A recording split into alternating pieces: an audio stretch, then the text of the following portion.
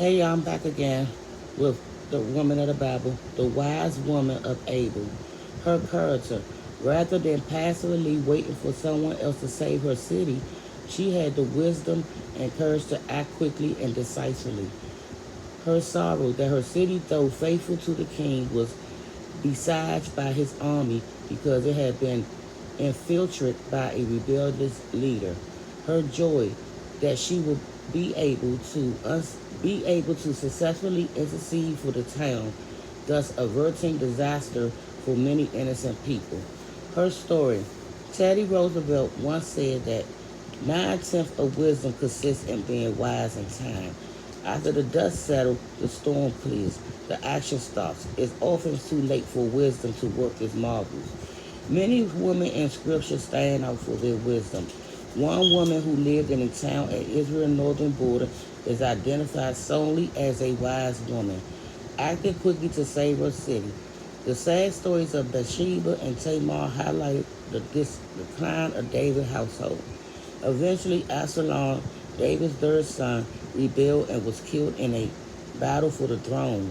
In the midst of this political instability, a rebel ruler by the name of Sheba from the tribe of Benjamin attempted still another revolt, but Joab, the commander of David's army, chased Sheba all the way to Abel Beth Makkah in the north. Joab had constructed siege ramp to assault the walls of Abel and squish the rebellion. It was quite evident to the inhabitants of the city that the entire city might be destroyed unless someone acted quickly to preserve the peace. Suddenly, a woman stood on the walls of Abel and shouted, "Listen, listen, tell Joab to come here so I can speak to him. We are the peaceful and faithful in Israel," she cried out. "You are trying to destroy a city that mother is a mother in Israel. Why do you want to swallow up the Lord's inheritance?" She challenged Joab.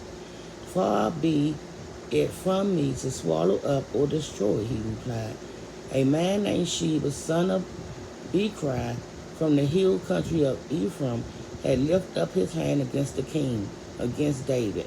"Hands over this one man, and I will withdraw from the city. His head will be thrown to you from the walls," she shouted back. The woman turned to her fellow citizens, urging them to act.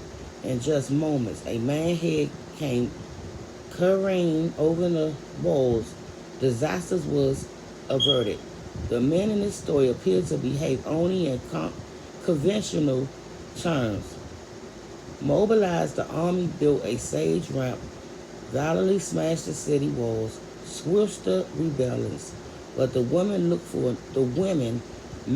for another solution, one that would keep the peace and spare lives on both sides. Because she acted wisely and well, interceded on behalf of her people, innocent lives on both sides of the city walls were spared. And I'll be back with another woman of the Bible.